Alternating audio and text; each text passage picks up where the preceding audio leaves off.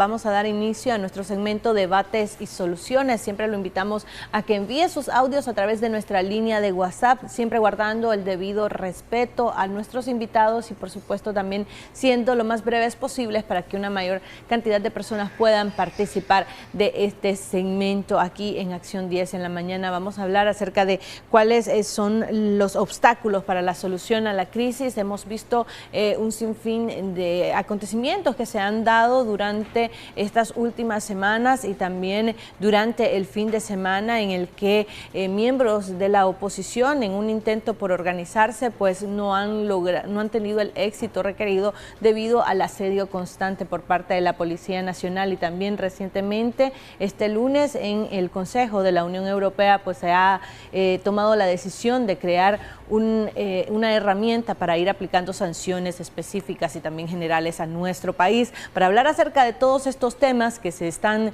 suscitando en nuestro país, tenemos vía Skype al doctor Francisco Aguirre Sacasa, ex canciller de Nicaragua, para hablar acerca de cuáles son estos obstáculos que se están presentando para dar solución a la crisis. Muy buenos días, don Francisco. Gracias desde Washington por darnos esta entrevista. Su análisis alrededor de los últimos acontecimientos, sobre todo esta decisión que ha tomado el Consejo de la Unión Europea sobre la aplicación de sanciones a nuestro país. Bueno, muy buenos días, Michelle, para vos y para todos los televidentes del Canal 10. Veo que está totalmente al tanto de todo lo que está pasando. Efectivamente, hace unos minutos, hace una hora, el Consejo de la Unión Europea, que ya no es el Parlamento Europeo, sino que una de las instancias ejecutivas de la Unión Europea, aprobó un marco de sanciones para Nicaragua. Y voy a resumir muy rápidamente para mí lo que es lo más relevante en el comunicado del Consejo, que se reunió en Bruselas. Primero, que se pusieron de acuerdo acerca de ciertas sanciones que se aplicarían de una manera flexible y graduales y que no afectarán al pueblo de Nicaragua. Esos son, digamos, las tres modalidades más interesantes de las sanciones. En eso el Consejo de la Unión Europea lo que ha hecho es hacerle eco a las preocupaciones que tienen todos los donantes en Europa, en Norteamérica, en cuanto a cómo presionar a Daniel Ortega, porque ninguno de ellos quieren que las víctimas de estas sanciones vayan a ser los ciudadanos de Nicaragua. O sea que van a ser graduales, van a ser flexibles y en la medida de lo posible no van a afectar a la población en general. Ahora, ¿qué es lo que quiere? ¿Qué es lo que pide el Consejo de la Unión Europea? Primero, restablecer el diálogo. Quieren que Nicaragua vuelva a sentarse el gobierno con la oposición para dialogar sobre temas como el cese de la represión en Nicaragua. Creo que en el Consejo de la Unión Europea están conscientes de que ya la represión no es tan cruenta como lo fue el año pasado, pero que continúa esa represión y ese hostigamiento. Y que haya respeto por los derechos humanos y evidentemente también están interesados en que se lleven a cabo en Nicaragua elecciones que podrán ser confiables, justas, observadas y que éstas sean negociadas con la oposición y con otros actores. Ahora, ¿cuáles son específicamente, Michelle, las sanciones que la Unión Europea va a aplicar? Primero, se van a negar la entrada a los países de la Unión Europea de aquellas personas que son sancionados y aquellos activos que ellos pudieran tener en países de la Unión Europea, ya sean cuentas bancarias, propiedades inmuebles, por ejemplo, serían congeladas. Lo que no leí en el comunicado, pero sé que se ha estado manejando en Bruselas, es que se vayan a sincronizar las sanciones europeas con las sanciones que ya aplicaron Estados Unidos y Canadá. Vos sabés, Michelle, que Canadá se sumó recientemente a las sanciones norteamericanas y que de hoy en adelante van a proceder con nuevas sanciones de una manera sincronizada. Y la pregunta que yo me hago, tal vez vos tenés la respuesta, es si la Unión Europea va a hacer propias las sanciones que ya se le aplicaron en los Estados Unidos, por ejemplo, a 11 ciudadanos nicaragüenses y a una institución como es el Bancorp de Nicaragua. Ahora, la siguiente pregunta será si el gobierno, con esta nueva decisión que ha tomado la Unión Europea de sancionar de manera específica a las personas que han cometido violación de derechos humanos en el gobierno, será una medida de presión y logrará hacer que ceda ante la solicitud de la comunidad internacional de retomar el diálogo. Y si van a retomar el diálogo, lo harán con esta oposición. Mira, Michelle, te recordarás que hace como 3 o 4 meses el gobierno le pidió a los miembros de la Alianza Cívica que se estaban reuniendo con ellos alrededor de una mesa en el INCAE que hiciera o que cabildease en Washington en contra de sanciones contra el gobierno. O sea que para mí esa es la manifestación más clara hasta el momento de que el gobierno sí le molestan las sanciones. No están contentos que altos funcionarios del Carmen, incluyendo miembros de la familia Ortega Murillo, hayan sido sancionados. Ahora, sin embargo, cuando la oposición o la Alianza Cívica se negó a cabildear para un fin a las sanciones hasta que no hubiese progreso en los otros frentes, el gobierno ha dejado de preocuparse, por lo menos públicamente, en cuanto a sanciones. Y la verdad es que la apreciación que yo tengo y que se tiene aquí en Washington es que hasta la fecha las sanciones no han tenido el resultado pues deseado por parte del gobierno y del Congreso norteamericano.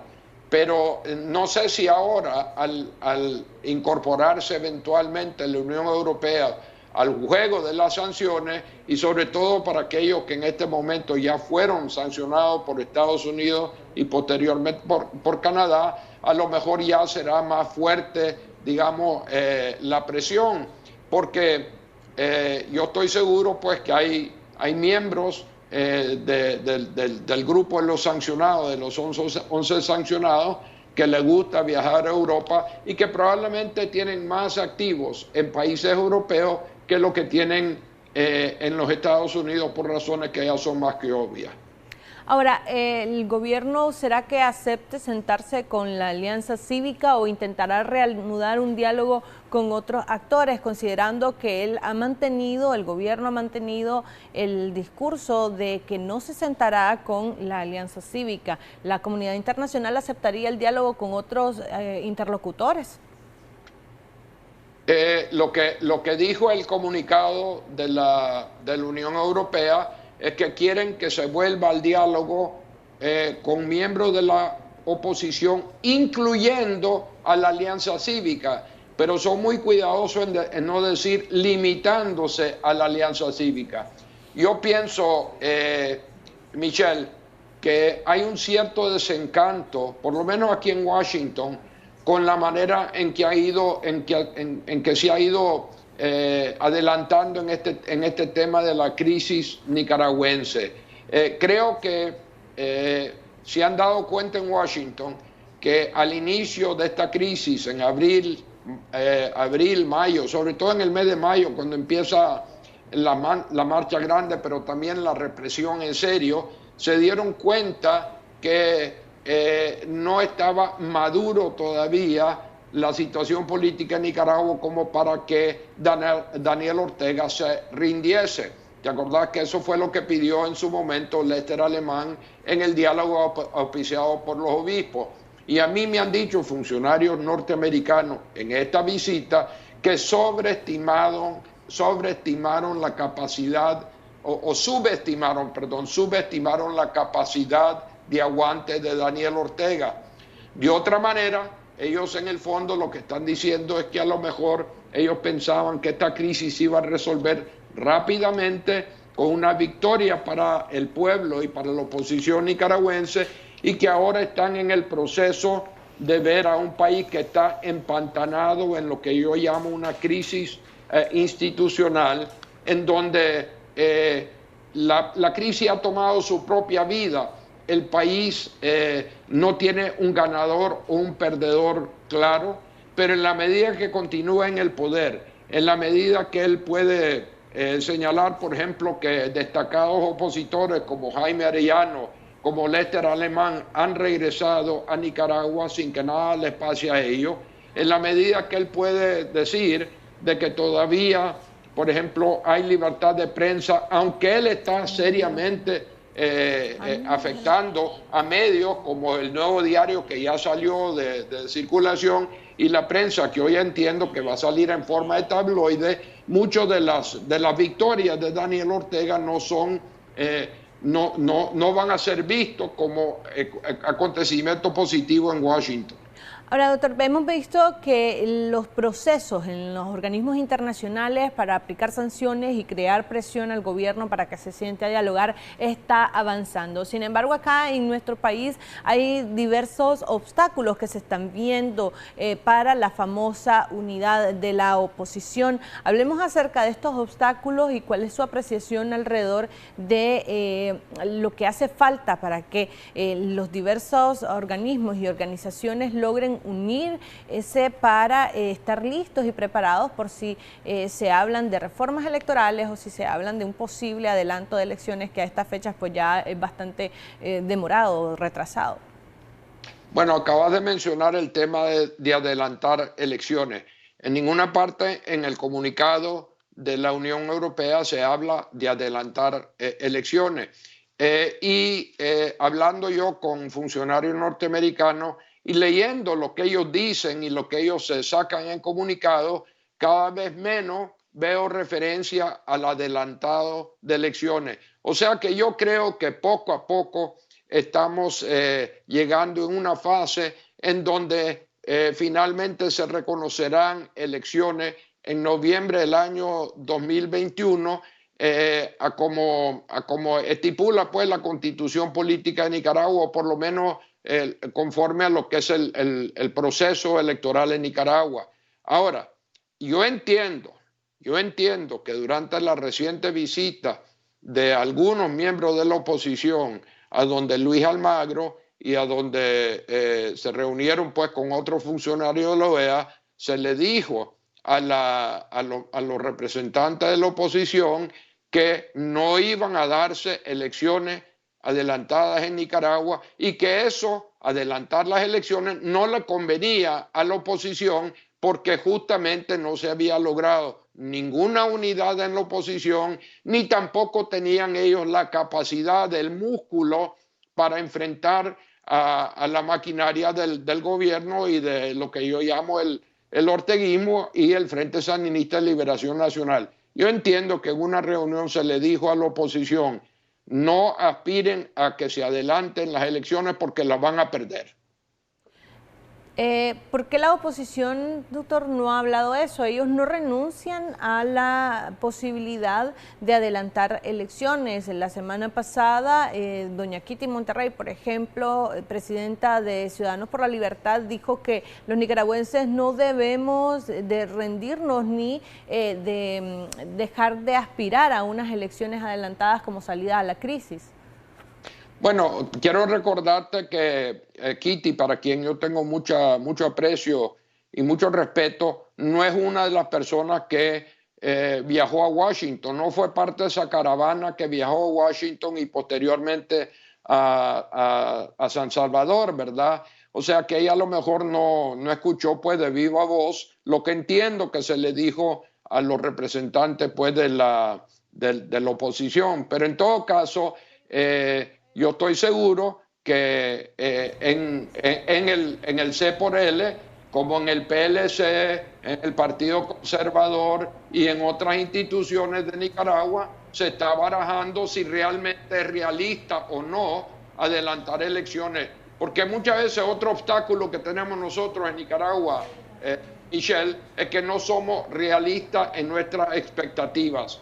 En un momento en mayo y en junio del año pasado pensábamos que estaba ya listo por caer el gobierno de Daniel Ortega, y por eso las exigencias fueron muy ambiciosas. En este momento, que creo que uno de los obstáculos que enfrenta la oposición es establecer objetivos que son realmente realistas, y Daniel Ortega y la gente del Carmen también tienen que darse cuenta que no han ganado, y las declaraciones o el comunicado del Consejo de Europa demuestra que más bien se van a ampliar los países que se están prestando ya pues para sanciones contra individuos en Nicaragua y algunas instituciones nicaragüenses. La Alianza Cívica está ocultando este tipo de información a la población, porque la semana pasada hablábamos también con el director ejecutivo Juan Sebastián Chamorro, y yo le preguntaba si podríamos estar olvidando de la posibilidad de adelantar elecciones, y él decía que no, que ellos siguen insistiendo en la necesidad de adelantar elecciones. Eso puede ser por parte de de Juan Sebastián una medida estratégica, pero yo estoy absolutamente seguro que entre el grupo pues que se reúne o que se reunía en el INCAE se tienen que estar barajando muchísimas opciones, y una de ellas es la importancia no tanto de adelantar elecciones, que te repito, a lo mejor no favorecería a la oposición nicaragüense, sino que enfatizar el hecho de que las elecciones tienen que ser creíbles, justas, transparentes, observadas agresivamente y no con acompañamiento, y acompañadas, eso sí, de conteos rápidos como lo pueden hacer, por ejemplo, la OEA y algunas instituciones como el Centro Carter, por ejemplo. Entonces yo creo que para mí lo que hay que hacer aquí es aterrizar. No podemos procurar resolver todos los problemas políticos y culturales que enfrenta la sociedad nicaragüense en esta ronda. Lo más importante es que cese inmediatamente toda represión y todo hostigamiento, primero. Segundo, que se establezcan el diálogo con los actores necesarios para ese diálogo de cara a establecer un marco electoral para el año, llamémoslo así, 2021, y en donde todo el mundo pueda tener absoluta confianza en los resultados de esas elecciones. Ya eso para mí sería una victoria importante. Después de eso vendría la resolución de muchísimos otros problemas. Otra cosa que es bien importante ahora también es reconocerle y respetar los derechos humanos de los nicaragüenses y civiles, como el derecho, por ejemplo, a manifestarse. ¿Cuáles son los retos que enfrenta entonces la oposición de cara a ir buscando cómo solucionar la crisis, considerando o echándole tierra al adelanto de elecciones? Bueno, yo creo que uno de los problemas más grandes que tenemos nosotros es el ADN nicaragüense, la idiosincrasia nicaragüense. Por ejemplo, esa falta de unidad que vos acabas de mencionar sigue siendo una realidad. Uno de los factores que a mí me preocupa y me molesta francamente como ciudadano nicaragüense es que seguimos teniendo algunas personas que dicen: vos sí podés entrar en la oposición porque vos sos tan puro como la nieve recién caída, a como somos nosotros. Eso es lo que estoy tratando de describir de una manera pues exagerada la posición de algunos miembros de la alianza, pero no reconocen que ellos también han cometido errores importantes y también enfrentan un problema, y hay que ser bien franco en esto, Michelle, un problema de representatividad. Yo creo que la Alianza Cívica y la Alianza Azul y Blanco han tratado de remediar esa percepción de que no son representativos, añadiendo a más y más gente a las caravanas, así las llamo yo, que vienen a Washington o que van a El Salvador o que en algunos casos van a lugares como Ginebra. Pero no es solo aumentando el bulto de las delegaciones, sino que realmente buscando que sean representativos y que haya una verdadera unidad que va a ver eso, ¿verdad? La percepción, en mi opinión, es que la oposición nicaragüense sigue dividida, y ahora ha surgido el nuevo fenómeno que son las acusaciones de algunos miembros de la oposición a otros por la falta de transparencia ¿cómo te diría yo? En el reconocimiento que algunos están recibiendo plata y mucha plata y no están compartiendo con los otros miembros de la oposición. O sea que hay una nueva dimensión que lo que está haciendo ahora es alimentar la preocupación entre la población en general de que hay algo que no está marchando bien. ¿Qué debe hacer la oposición, los grupos y las diferentes organizaciones para lograr esa tan anhelada unidad de los diversos sectores? Ser más humilde, reconocer que en la política hay siempre personas que no son perfectas, ¿verdad? Que el juego de la política no es un juego perfecto. Algunos lo describen como el arte de lograr lo posible, ¿verdad? Que es otra manera de decir ubicarse. Ahora, yo creo que aquí lo que se necesita es buscar la máxima agrupación posible de cara a elecciones. Y es una cosa tener hasta un programa de gobierno y otra cosa es ganar, tener la maquinaria para poder ganar una elección. El Frente Sandinista, con todas las debilidades que tiene, con todas las divisiones que tiene, con el hecho de que se ha cambiado de un partido de vanguardia a un partido ya más masivo, pero con graves problemas, estoy seguro de eso, un liderazgo que ha sido en su gran mayoría pues marginalizado. Ahora tenemos un control muy estrecho por parte prácticamente de la familia Ortega Murillo y los más allegados a ellos. También tiene problemas, pero tiene un gran activo, Michelle, controla las palancas del poder y tiene a personas, miles de personas, que han participado en elecciones en el pasado y que saben cómo, por ejemplo, defender el voto. Entonces, esa experiencia es algo que no lo tienen la mayoría de la gente que están, por ejemplo, en la Alianza Azul y Blanco y en la Alianza Cívica. Ellos deberían entonces sumar a los partidos políticos que ya tienen experiencia en este tipo de temas de defensa del voto para fortalecerse, que es lo que hemos visto no están convencidos de hacer. Bueno, yo comparto esa opinión tuya. Yo creo que por lo que yo veo, algunos miembros de la Alianza Cívica y muchísimos de la Alianza Azul y Blanco ven de menos a los partidos políticos. Ahora, la verdad es que en todo el mundo, en elecciones exitosas, sobre todo en un ambiente tan polarizado como el nicaragüense, es importantísimo poder contar con cuadros que tienen experiencia en elecciones. Yo no quiero decirte que los partidos políticos son perfectos, ¿verdad?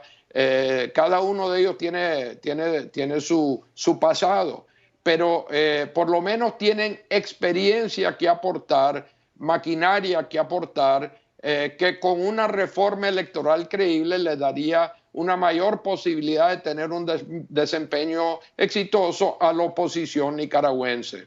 Doctor, queremos escuchar unos audios que nos han hecho llegar los televidentes para que usted pueda escucharlos también y pueda hacer comentarios alrededor de sus preguntas o los planteamientos de los televidentes. Vamos a escuchar los primeros dos audios.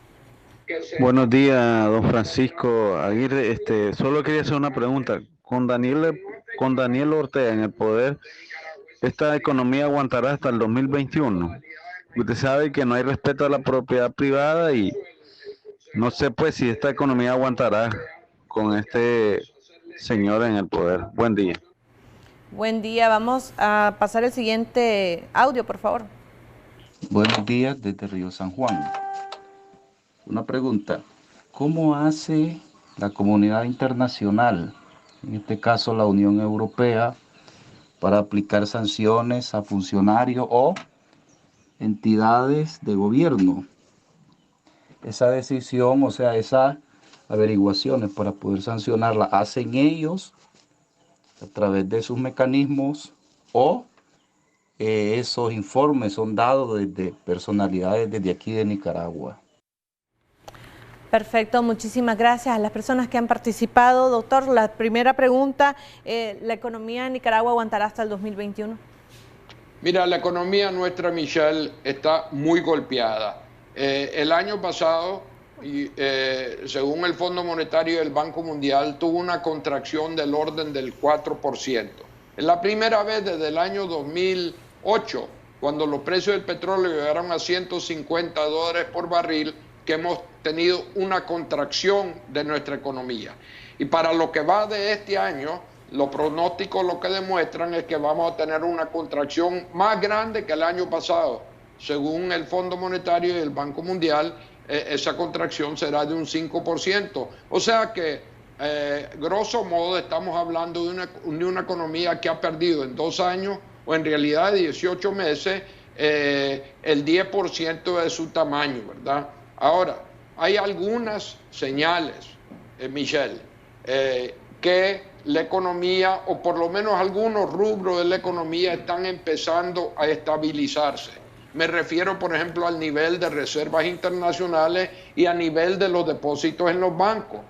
Esto se debe en gran medida al hecho de que el manejo que se le ha hecho macroeconómicamente a la economía de Nicaragua sigue siendo prudente. Hay un aspecto sí que quiero destacar que puede totalmente hacer colapsar a nuestra economía, y es el hecho de que el gobierno está recurriendo a cada vez más aranceles, más impuestos para tratar de cubrir su funcionamiento, y no se dan cuenta que eso es lo que hace es destruir al sector privado, que es el ganso que pone el huevo de oro en Nicaragua. O sea que si llegamos al 2021, sí llegamos, sobre todo si continuamos con un manejo como el que hemos tenido, pero con menos carga tributaria, más espacio, en otras palabras, para el sector privado. Pero ha sido duro el golpe que ha sufrido la economía nicaragüense. Doctor, esto a pesar... Cientos de miles los que han quedado sin trabajo, Michelle. Doctor, esto es a pesar de que cada vez más se informan de que va en incremento el desempleo, es decir, Nicaragua podría aguantar en 2021 con el grado de desempleo que existe y que va creciendo. Bueno, es que Nicaragua no es el único que está aguantando esa pechada. Acordate que hay 120,000 nicaragüenses en Costa Rica, por encima de los que ya estaban allí antes de 2018. O sea que estamos nosotros exportando una parte de nuestro problema a países vecinos, a El Salvador, a Panamá, a España. Algunos han llegado hasta los Estados Unidos, aunque no en los números pues que uno esperaría, porque se dan cuenta los nicaragüenses que no es fácil entrar a los Estados Unidos. Doctor, la siguiente pregunta era cómo es que la Unión Europea aplica las sanciones a las autoridades o a las entidades gubernamentales. Preguntaba el televidente que si es por las investigaciones hechas por las organizaciones internacionales o si son informes que vienen desde aquí, desde Nicaragua. Yo diría que es una combinación de las dos cosas. Claramente aquí han venido a Nicaragua, pues han llegado misiones importantes internacionales, como en su momento la Comisión Interamericana de Derechos Humanos, como el MECENI y la Cruz Roja. Estos grupos están alimentando a las capitales extranjeras en donde se están elaborando las sanciones. También cada una de estas instancias tiene representaciones en Nicaragua que le dan seguimiento al día a día de Nicaragua. En Washington se dedican a leer los periódicos, hasta escuchar algunas estaciones de radio y de televisión, pero quiero decirte que ha sido parte del ADN nicaragüense también estar en contacto directamente con algunos de los actores importantes en el exterior y alimentar a esos actores con informaciones, en algunos casos totalmente objetivas y veraces, y en otros casos más, ¿cómo te diría yo?, más orientada hacia adelantar agendas nacionales, y eso ha sido parte de la historia de Nicaragua prácticamente desde nuestra independencia. Es una de las cosas que más censura Daniel Ortega cuando habla de los PLL y de los vendepatria, etcétera. Pero la verdad es que en el año, cuando estaba derrocándose al gobierno, a la dictadura somocista, el mismo Frente Sandinista se dedicó a ese juego. Doctor, ya se nos ha agotado el tiempo. Me gustaría que de manera breve diera sus conclusiones y sus perspectivas alrededor de todo esto que está sucediendo en nuestro país. Bueno, a mí lo que me da más lástima, Michelle, es que esta cosa se está prolongando demasiado. Yo creo que esto se debe a varios factores, algunos internos que ya lo mencionamos, pero también al hecho de que hay muchas distracciones en el mundo. En los Estados Unidos ahorita, por ejemplo, hay una crisis en cuanto a la propia Casa Blanca. Hay un intento de destituir al presidente Trump. Él tiene un escándalo muy grande en Ucrania, tiene un escándalo grande ahora en Turquía con los kurdos, y finalmente, hablando de los imponderables que le gusta jugar a Daniel Ortega, acaba de renunciar el embajador McKinley, el tercero de los altos funcionarios norteamericanos que llegaron a Nicaragua. Él lo hizo a comienzo de este año para reunirse directamente con Daniel Ortega. O sea que no somos nosotros, Michelle, el ombligo del mundo. Hay muchas distracciones, y en la medida que hayan esas distracciones, pues el equipo que se dedica a Nicaragua va a tener menos eco en los pasillos del poder aquí en Washington, y Washington es la que está liderando esta cuestión de las sanciones. Tenemos que tener eso muy claro. Perfecto, muchísimas gracias, doctor. Esperamos tenerlo muy pronto acá en los estudios de Canal 10 para las siguientes ediciones de Acción 10 en la mañana y el segmento Debates y Soluciones. Vamos a hacer una pausa comercial, ya regresamos con mucho más. Seguimos con más de Acción 10 en la mañana, hoy en nuestro segmento de Debates y Soluciones, ya en este segundo tiempo, siempre hablando de los obstáculos de solución a la crisis que enfrenta nuestro país y qué es lo que sigue, qué podemos esperar en los siguientes meses cuando está pendiente el informe de la Comisión de la OEA para Nicaragua, que tiene la fecha límite de los 75 días hasta el 13 de noviembre, cuando tenemos hasta el 31 de diciembre para que la oposición pueda hacer anunciada en la oposición esa gran coalición. Dicen ellos que máximo hasta el 31 de diciembre. ¿Qué más podemos esperar durante estos meses? Porque se hablaba de adelanto de elecciones, sin embargo todavía no están listos en esa gran coalición. ¿Qué piensa usted al respecto? También recuerde que puede participar con nosotros enviándonos sus audios al 85 12 28 28, tiempo máximo 30 segundos y siempre con el debido respeto. Pero Willy Narváez, estamos con un experto en el tema para abordar estas diferentes situaciones y de la diplomacia internacional que se puede esperar también, porque una cosa es lo que pueden hacer los nicaragüenses acá y otra lo que pueden hacer desde el exterior, el Parlamento Europeo, por ejemplo, lo que puede hacer la OEA, etcétera. Así es, Jocelyn, ya se encuentra con nosotros el analista político y ex embajador de Nicaragua, Bosco Matamoros, con quien estaremos abordando esta problemática y sobre sus puntos de vista con respecto a si esos obstáculos en realidad están más por el lado del gobierno o por el lado de la oposición, a quienes pues han dicho de que van a unirse, pero con plazos bastante largos. Bienvenido, don Bosco. Qué bueno que pueda estar aquí con nosotros. Muchas gracias por la invitación. Qué gusto. Si me permite un brevísimo paréntesis, ayer tuve una reunión familiar y unas discusiones muy vigorosas que yo quisiera que ojalá se dieran de la misma forma aquí en el escenario político nicaragüense. Así que quiero saludar a mi sobrino Sergio Huck, Iván, Johanna y su padre, mi primo Iván también, y salí reconfortado en cierto sentido, porque miro la preocupación que hay en el país sobre la situación que tenemos todos los nicaragüenses, y que yo creo que debiéramos de hacerlo como las oraciones que hacen todas las mañanas, ¿verdad? Pensar un poco en Nicaragua también. Pensar en la familia, pensar en de qué manera podemos encaminar el país hacia un arreglo, ¿no?, para superar esta crisis en Nicaragua. ¿Qué le parecen este anuncio que ha hecho la Unión Europea? Sobre todo, hay una de las partes que afirman de que tienen que retomar el diálogo el gobierno de Nicaragua con la oposición.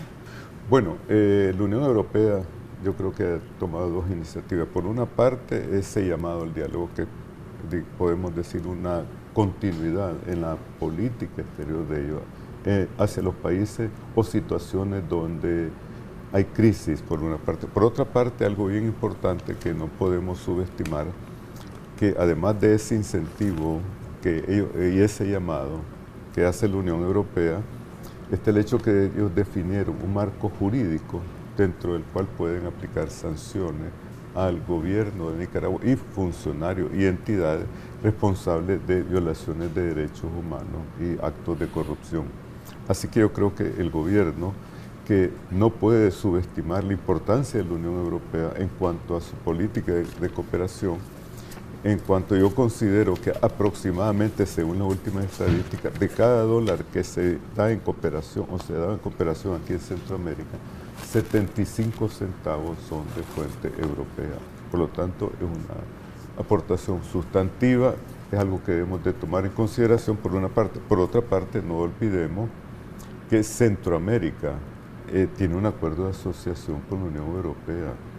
Y los europeos, como la grande área democrática y la grande área económica en el mundo, hay una condicionalidad democrática, es decir, el respeto del Estado de Derecho, y que la violación de esas normas conlleva a la suspensión de los países de esos acuerdos de asociación. Nicaragua debe tener muchísimo cuidado, prestarle muchísima atención a este gobierno, a esa condicionalidad, y no se trata de injerencia, son condiciones que ya se están dando en el mundo en este tipo de acuerdos.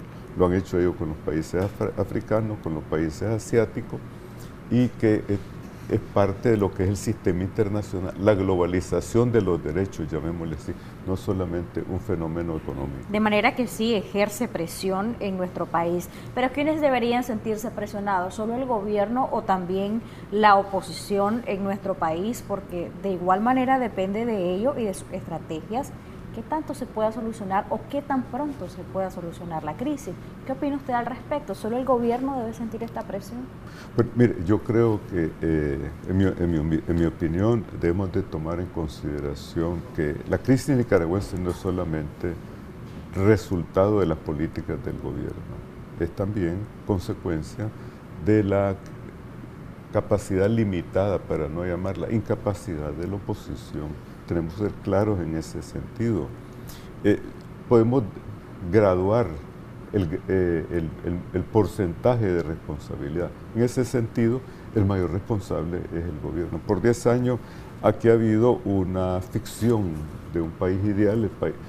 Según las estadísticas, Nicaragua era uno de los 3 países más felices del mundo, donde tenemos una sociedad que el grado de escolarización son 6 años.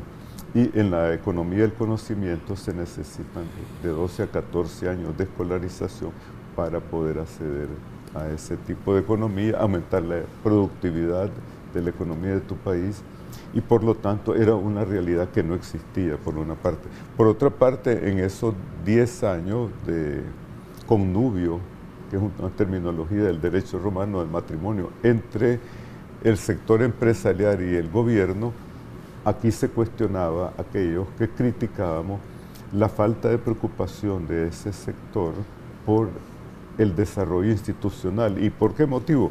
Porque habían acciones claramente violatorias del derecho de la Constitución del país que llevaba a cabo el gobierno, y que el sector empresarial en esos momentos se sentaba cómodamente a continuar esas negociaciones, ¿verdad?, que beneficiaba al interés sectorial, pero no iban en beneficio del país. Ahora, tenemos la realidad actual en este momento. Y dicen que en los procesos de transición del autoritarismo a la democracia hay 4 factores, que son el factor económico, el factor político, el factor social y el factor internacional. Fíjate qué interesante. En el campo económico estamos viviendo una crisis aquí en Nicaragua. Ha aumentado el desempleo, se ha contraído la economía, un 10% que representa 60.000 aproximadamente puestos de trabajo que se pierden, lo que implica que está afectando a 250.000 personas, si somos conservadores, estimando el número de la unidad familiar. Por otra parte, es el factor social. Hay un hecho que indiscutiblemente está fracturado el país. No hay confianza entre el gobierno y los gobernados. Y si hacemos una encuesta vamos a encontrar ese enorme vacío que hay en el país. Una crisis política también, y social. ¿Cuántos nicaragüenses han salido del país?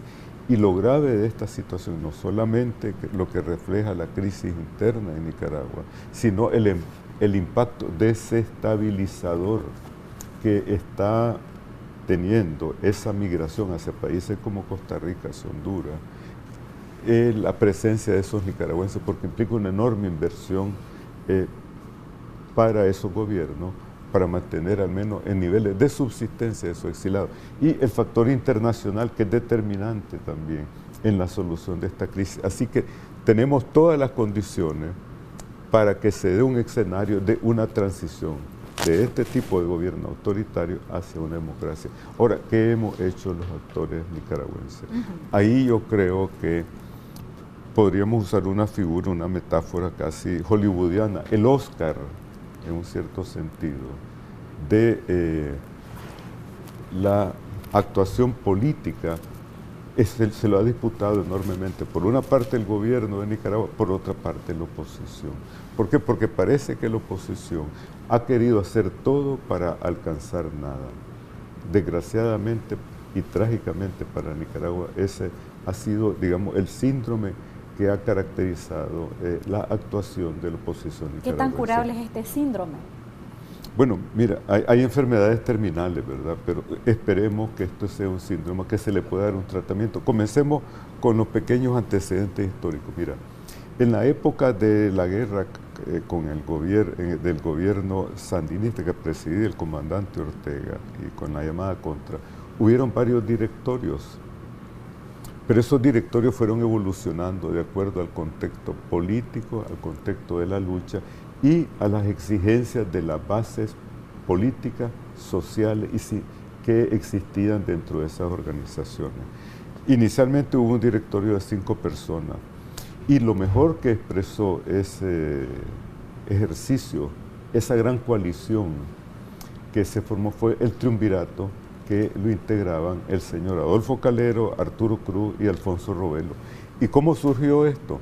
Surgió en una asamblea de todas estas organizaciones que se efectuó en San Salvador, que ahí se promulgó un plan de nación en donde, y estas organizaciones eligieron a estos 3 actores para que condujeran este esfuerzo político-militar que llevara a un proceso de cambio en Nicaragua que culminó en las elecciones de 1990.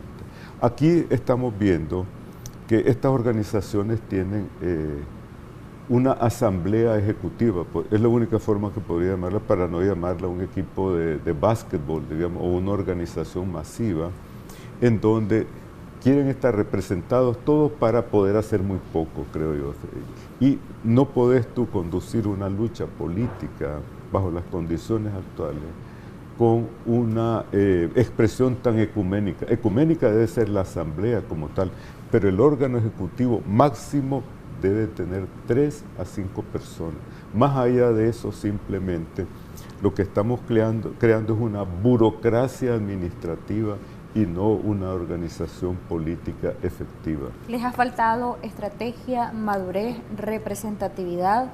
¿Han faltado estas 3 cosas en la oposición integrada por la Alianza, la UNAP y demás organizaciones? Dicen ellos son unas 70 organizaciones aproximadamente. Y por otro lado, están o no se ha desistido del tema del adelanto de elecciones, porque se les preguntó incluso aquí en Acción 10 en la mañana de que si van a estar totalmente unificados en una gran coalición hasta diciembre como fecha máxima, ¿cómo entonces podría ser posible un adelanto de elecciones, tomando en cuenta la realidad, los periodos, las legislaciones que se necesitan y las reformas que se necesitan para esto?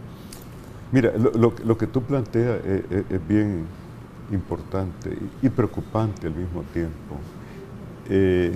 Yo creo que estamos corriendo contra el tiempo y en la política tenemos que tomar en consideración que toda estrategia está enmarcada dentro de un marco temporal. Y si tomamos en consideración ese axioma, no miro bajo qué condiciones se puedan llevar a cabo esas elecciones. Mira, el problema de fondo, creo yo, es que aquí ha habido un ejercicio obsesivo y prácticamente pantagraulesco, porque va más allá de la capacidad de imaginación. Aquí hemos visto propuestas que Daniel Ortega tiene que irse mañana de la presidencia, que debe de renunciar en 3 meses y que hay un anticipo de elecciones, pero nunca he escuchado yo a estos actores que son respetabilísimos, que tienen un gran talento analítico, que nos especifiquen lo elemental, la fecha, el cuándo se plantean esas elecciones. Así me recuerdo yo que el discurso del presidente Ortega, él dijo, van en el 21, porque esta gran coalición, esta alianza, no había especificado el cuándo proponían ellos un proceso electoral, número uno.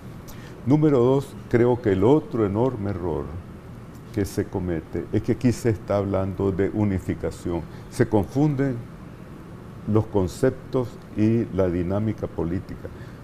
Cada una de estas organizaciones debe de conservar su identidad y debemos de coincidir en una propuesta básica o mínima de qué es lo que queremos. Tercero, aquí se plantea también que estas organizaciones ya se están convirtiendo en asamblea constituyente, es decir, están ya rediseñando el nuevo Estado, cuando el tema fundamental que tenemos es un proceso electoral para elegir un nuevo gobierno, una nueva asamblea. Esta nueva asamblea es la que va a definir, a diseñar, a plasmar ese nuevo Estado, desde lo que es el Poder Judicial, la Contraloría de la República y los otros órganos del Estado, donde indiscutiblemente hay una necesidad de hacer esa reforma. Pero no podemos ser una organización política, una asamblea constituyente al mismo tiempo y de diseñar el Estado en un plazo tan corto de tiempo, que yo creo que ya se ha agotado. Hay sectores que no deben ir en esta gran coalición. Lo pregunto por las declaraciones que dio Kitty Monterrey acá a Acción 10 en la mañana, donde ella decía que si iban los movimientos izquierdistas, así llamó a algunos sectores, pues no iba a prestar el C por L su apoyo, como lo ha prestado hasta ahora a la Alianza Cívica.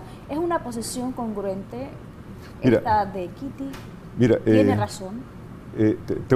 Aquí estamos dando dos cosas diferentes. Se me omitía lo siguiente, que estas 880 organizaciones que tú mencionas, algunas son tan numerosas que tienen 3 miembros, ¿sabes? Y 3 miembros puede ser ni siquiera, es casi una pequeña familia atómica, ¿no? De estas que integran la Alianza Cívica y la Unidad Azul y Blanco, por una parte. Por otra parte, doña Kitty Monterrey, una persona que yo respeto, es la presidenta de Ciudadanos por la Libertad, indiscutiblemente. Pero la cuestión que yo me planteo es la siguiente.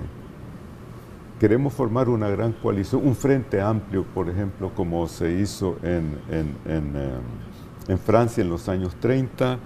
Queremos crear esa amplia coalición que se hizo aquí para las elecciones en Nicaragua en el año 90.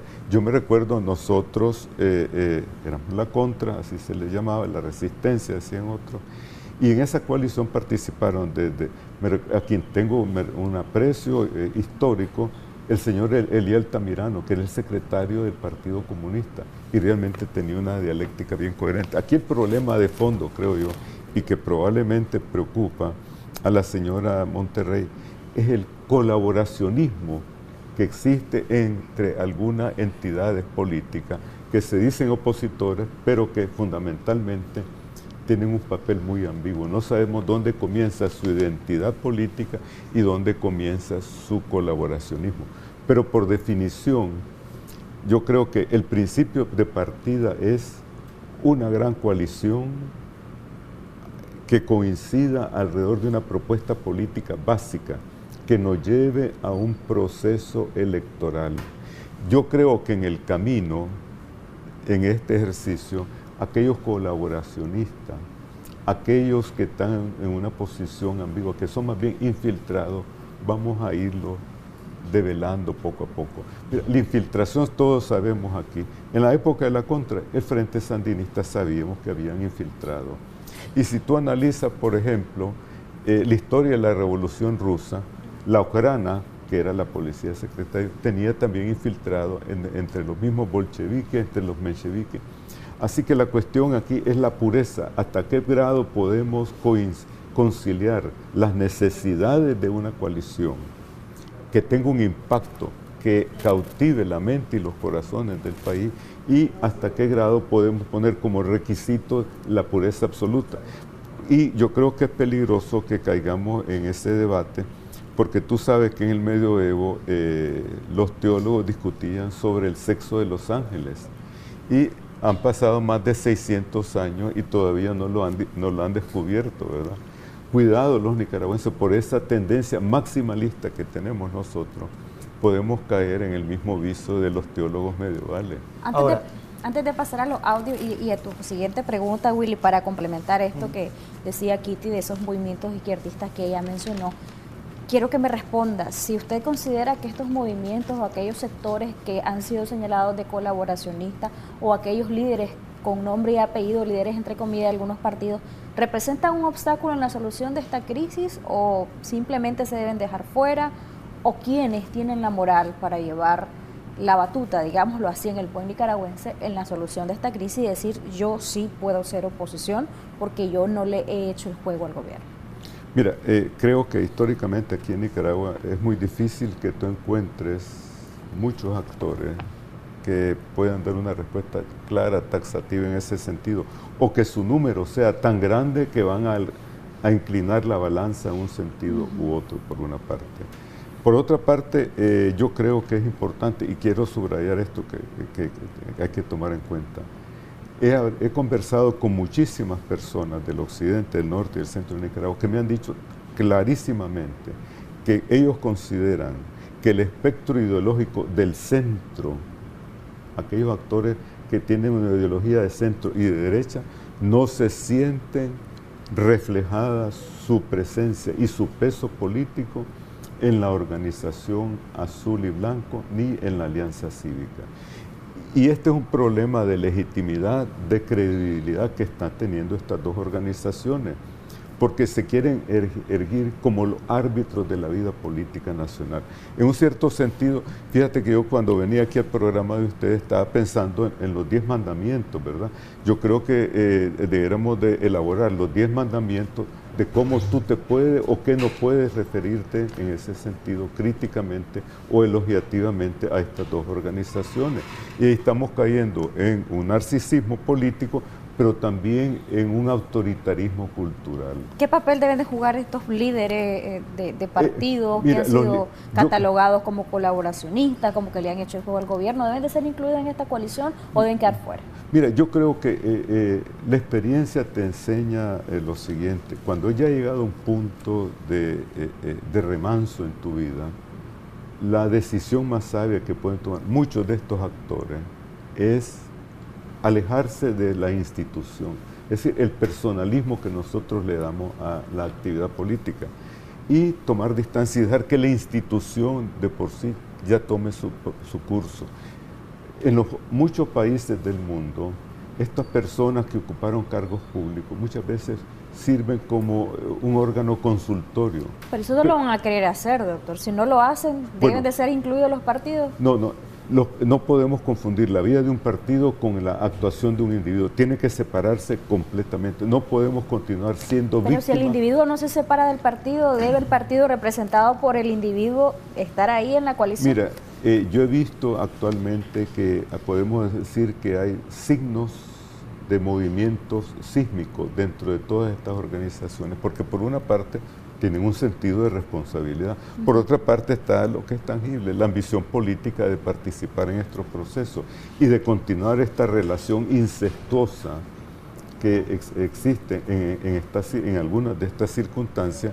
Casualmente va a haber un cambio, una transformación. Fíjate qué curioso, estaba estudiando el caso del papel de los ejércitos en estos sistemas en estos procesos de transición, y muchas veces en los ejércitos tú tienes el líder de un ejército pero que quiere mantenerse afiliado a una propuesta autoritaria, y tú ves entonces que los actores, es decir, los cuadros medios e intermedios toman una decisión diferente a la que quieren imponerle sus líderes. Y yo no excluyo que ese mismo fenómeno se dé en los partidos políticos. Lo importante es que debemos de analizar estas circunstancias, de estudiar estos fenómenos para poder elaborar una línea de conducta que hasta ahora parece que no le ha interesado a estos actores. Pero lo más optimista, creo yo, en este sentido es que se den estos fenómenos de cambio dentro de los partidos políticos que son esenciales para este proceso, número uno. Que estos líderes que tú mencionas tomen conciencia de ese imperativo. Y tercero, que la Alianza Cívica y la Azul y Blanco, que perdóname, me confundo, ya no sé cuál es cuál, ¿verdad? Desafortunadamente, entiendan que no son que han hecho un papel importante en Nicaragua, pero no es suficiente para llevar a cabo ese proceso de transición. Si estudian el caso de Chile, de Polonia, de Perú y todos los otros países, hay que ser inclusivos en donde estén los grandes actores de la sociedad, inclusive sindicatos, el sector de centro, de derecha, para que den una respuesta, que el pueblo nicaragüense lo respalde y que se sienta representado. Queda pendiente que nos diga qué opina sobre que se van a poner de acuerdo máximo hasta el 31 de diciembre. Pero antes, Willy, tenemos audio, antes de esa respuesta. Eso parece que es como, yo no sé si van a venir como el Niño Dios en Navidad, hasta el 24 de diciembre se anticipan una semana. Mire, yo creo que esa es una etapa excesiva y que debemos de llamar a la responsabilidad a estos señores, que lo que está en juego no son sus intereses de la Alianza Cívica y del Azul y Blanco, sino lo que está en juego es el país. Y nosotros los nicaragüenses en ese sentido, así como hemos sufrido la represión del gobierno, estamos sufriendo en ese mismo sentido esa negligencia y esa indolencia arrogante de parte de estos señores. No podemos pasar a los audios, no quiero que se me quede algo que va en relación a esto de la unificación de estos sectores, y es algo lamentable a juicio de quienes se consideran opositores en este país, que dicen: nosotros lamentamos que quienes nos están representando ahí, a juicio de los que, reitero, se consideran opositores, se vean ahora divididos incluso en el tema de señalamiento, de decir: vos has agarrado, yo no, vos has sido responsable de dinero, de financiamiento, etcétera, y ni siquiera en eso hay una posición unificada de decir: esto se ha pasado, esto no ha pasado, estos son los informes con lujo de detalle para el pueblo de Nicaragua. ¿Qué opinión le merece todo esto que ha ocurrido y que ha sido calificado por gente de la UNAP y gente de la Alianza Cívica como campañas de desprestigio, como cortinas de humo para distraer a los verdaderos intereses que tiene Nicaragua, que es la solución a la crisis, y distraerlos con este tema de que si hubo o no financiamiento? Mira, ¿cómo debió ser manejado, para empezar? Primero, estas dos organizaciones no son Nicaragua, ni tampoco el Frente Sandinista es Nicaragua. Son una de las tantas entidades que deberían de contribuir a la democratización del país como punto de partida. Cuando tú estás manejando recursos externos o recibiendo, los países donantes tienen su sistema de auditoría. Pero en estas circunstancias, dado lo delicado de los temas, aquí recordémonos de este viejo adagio de la época romana: la mujer del César debe ser no solamente virtuosa, sino también aparentarlo.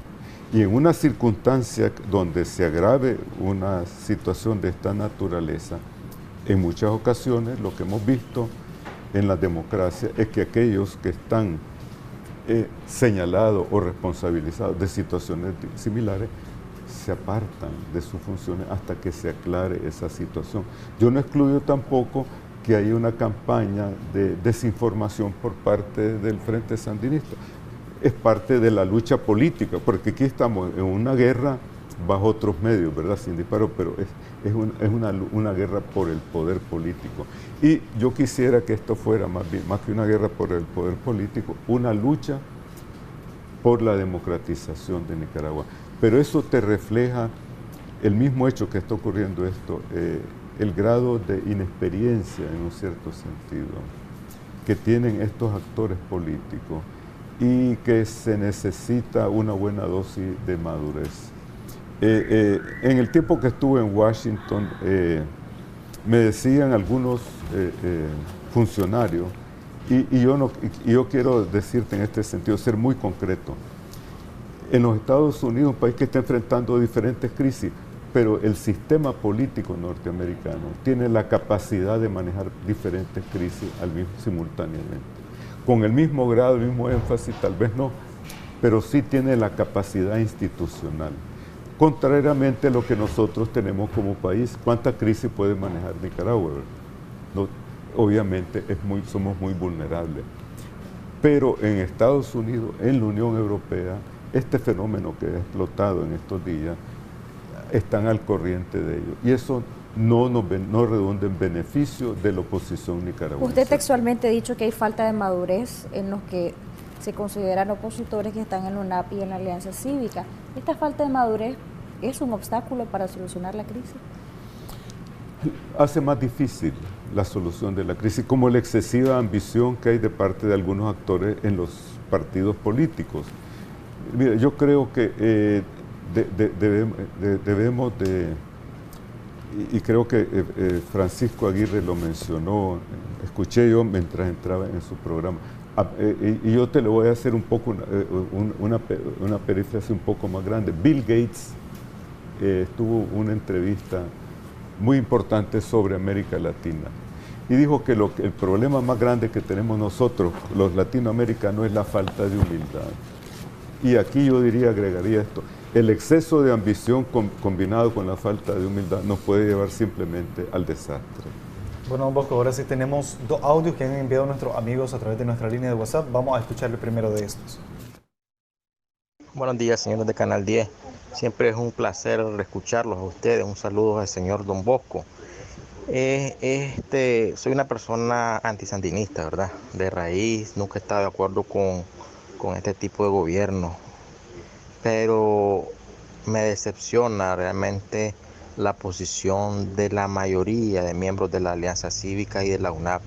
Es increíble, uno no puede en sus redes sociales hacerle una crítica constructiva porque inmediatamente lo bloquean. Eso es decepcionante. O sea, hoy bloquean y mañana en el poder, ¿qué? Van a hacer lo mismo que hace este dictador. Bueno, decepcionante, pero un saludo al señor. Un saludo para usted, muchísimas gracias. Buen día. Siguiente de los audios. Señor Matamoros, yo creo que con una unión de todos los partidos políticos, con la Alianza Cívica, porque aquí en Nicaragua ahorita no hay partido liberal que valga, no hay conservadores que valga, porque todos los que hemos sido liberales ahorita vamos a votar por un partido en el que sea la Alianza Cívica, azul y blanco, la que represente a Nicaragua.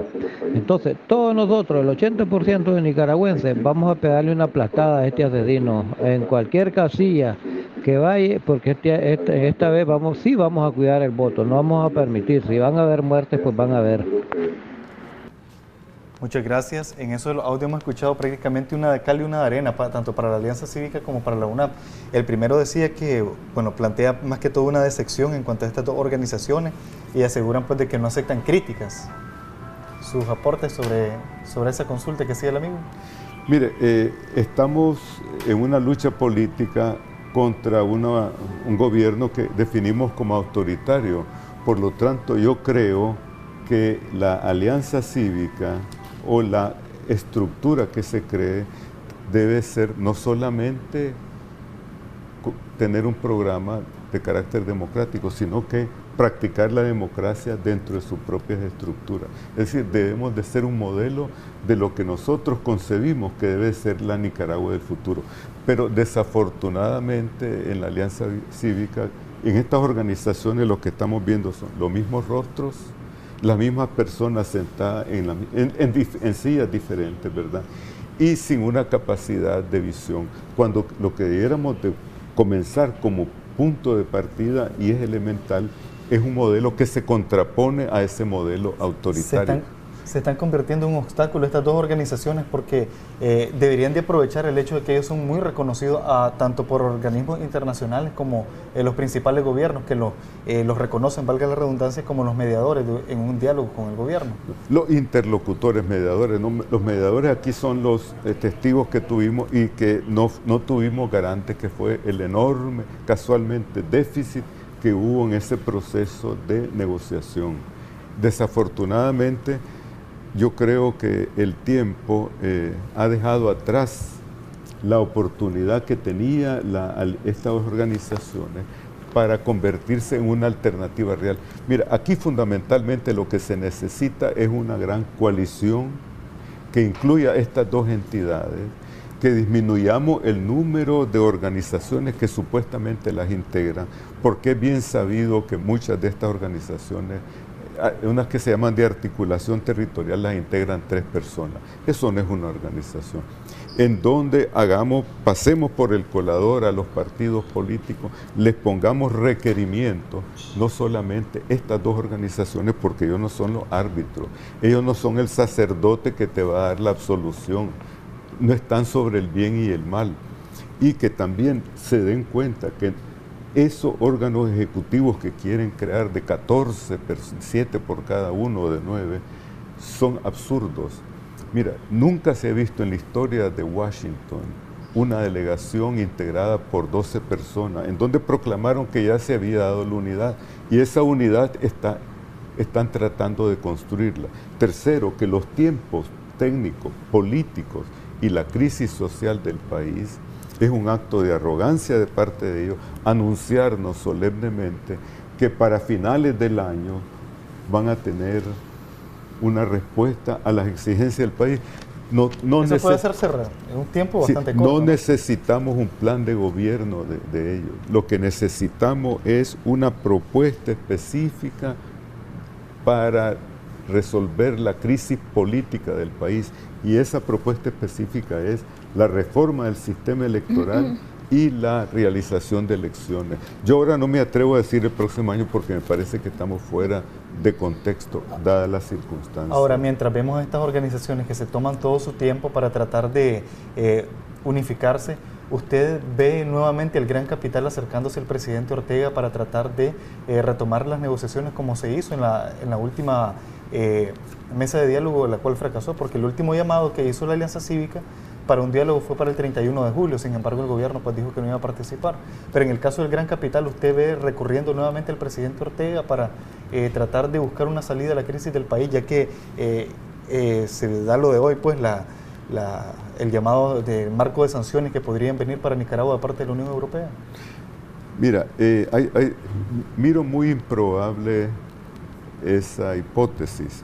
Sin embargo, quienes toman históricamente el liderato para estos procesos de transformación son las organizaciones sociopolíticas.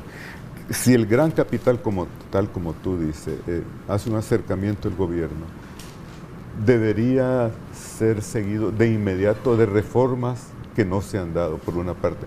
Por otra parte, esto no frenaría la aplicación de sanciones que están en un proceso de definición en el gobierno norteamericano, cuyo retraso ha sido en gran parte, paradojalmente, por la actuación del señor Bolton, que había interrumpido todo lo que es el sistema de consulta interagencial. Así que lo que tú vas a ver de parte de los Estados Unidos es una dinámica mucho más diferente, consistente, sistemática y con un objetivo de largo plazo. Yo creo que el gran capital aquí en Nicaragua debe ser extremadamente cuidadoso. Muchas veces lo manifesté, mi opinión era que si tenía resultado este proceso de negociaciones, el gran capital iba a adquirir credibilidad, pero si fracasaba, como está ocurriendo hasta ahora, va a tener una enorme dosis de responsabilidad ante la opinión pública nicaragüense. Doctor, pero si no es la Unidad Nacional Azul y Blanco y la Alianza Cívica la que esté como interlocutor en un diálogo nacional, entonces ¿quién podría ser? ¿Quiénes tendrían esa credibilidad? Porque son los que han sido reconocidos hasta ahora. Usted ha puntualizado algunas debilidades y falta de madurez que ha señalado acá en este programa, pero ¿ve otra opción?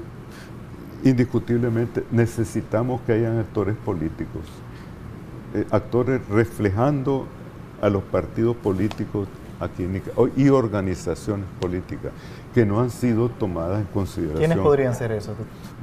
Gente del C por L, yo considero que es fundamental. Mire, hay una organización muy amplia en Occidente con gente de la resistencia nicaragüense y del campesinado también, que debe tener no solamente presencia, es decir, utilizarlo para justificar su presencia en los llamados comités ejecutivos, sino que esos actores deben de llevar a cabo la gestión de las acciones de esta organización. Dentro de la misma organización llamada Alianza Cívica. Dentro de la gran coalición. Dentro de la gran coalición. Es que, mira, estamos aferrados a la Alianza Cívica y el azul y blanco como la etiqueta de la Coca-Cola.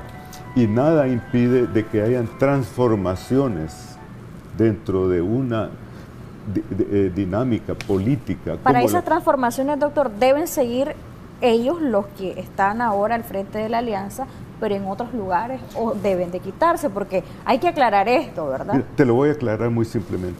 Cuando se creó la resistencia nicaragüense, estaba compuesta de partidos políticos, organizaciones sindicales y organizaciones de la costa atlántica.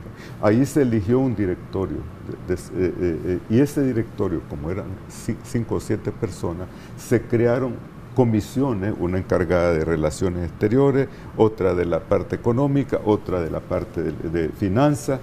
¿Y qué ocurrió? Se simplificó la gestión nombrando un trío, digamos, un triunvirato que llevaba a cabo la gestión política. No podemos pensar o caer en el delirio de que 14 individuos o 12 individuos van a ser los encargados de llevar la gestión política. ¿Cuántos fueron los actores políticos que llevó el gobierno en el proceso de negociaciones? Lo fueron cambiando, lo fueron mutando. Lo mismo ocurrió en el proceso de negociaciones que llevamos a cabo con el gobierno sandinista de los años 90, que culminó en el proceso de elecciones. Ahí cambiaron los actores. En un determinado momento el jefe de la delegación era Adolfo Calero, en otro momento llegó Enrique Bermúdez y así sucesivamente. Que desde el punto de vista humano te incomode ser reemplazado, es natural, pero tenés también que sacrificar tus ambiciones personales por el interés común, y eso es lo que está faltando en esta coyuntura. Pero no es que sean excluidos entonces. No, ellos es una componente de esa coalición, pero no son los árbitros de esa coalición, porque no son suficientes, no han demostrado la suficiente visión política, y tampoco hay algo fundamental en esto: no han cautivado, no se han ganado la confianza del país. Ellos fueron la creación de una coyuntura específica, pero esa coyuntura ya ha sido superada por los acontecimientos. Sino, ¿qué le ocurrió a la alianza en su visita a Costa Rica? ¿Qué le ocurrió a la alianza en su visita a Washington? No hay una línea en un periódico norteamericano que haya resaltado esa visita. ¿Cuáles fueron los grandes resultados que se trajeron de ese ejercicio? Y de ahí tú has visto casualmente estos cuestionamientos que hay dentro de las mismas organizaciones, en donde hay señalamientos. Lo más importante sería que de esos viajes, de ese ejercicio, tuviéramos una dosis de optimismo. Y ya ves que aquí en este diálogo que estamos teniendo, lo que tenemos es más que una dosis de optimismo, es una dosis de una preocupación profunda sobre la situación en la cual nos encontramos. Gracias, doctor, por habernos acompañado. En Acción 10 en la mañana, ¿tiene algunas conclusiones en unos segundos? Mira, brevísimamente, yo espero que esa actitud adolescente que en ciertos momentos ha reflejado la Alianza Cívica, hayan aprendido que no solamente son el único vehículo para la transformación de Nicaragua, que necesitan otra componente, que son los actores políticos y actores sociales que no están reflejados en esa coalición. Y no es una unidad la que va a dar la respuesta, es la coalición, la coincidencia alrededor de una propuesta básica, la cual podamos presentar no solamente al pueblo nicaragüense, sino también a la comunidad internacional. Y recordémonos que la comunidad internacional también, muchas veces, no te sorprenda que si el gobierno de Nicaragua acepta la hoja de ruta que le presentó la OEA, con todos los condicionamientos, ¿cuál sería entonces el papel de estas organizaciones? O acepta esa hoja de ruta, o se toma una posición intransigente diciendo no es aceptable para nosotros porque no la hemos negociado. Y estamos corriendo ese riesgo de que de pronto nos encontremos con esa sorpresa. Gracias nuevamente por su compañía. Muchas gracias, don Bosco, por sus conclusiones. A usted, amigo televidente, gracias por sintonizarnos y siga más de Acción 10 en la mañana. Nos vamos a una pausa comercial.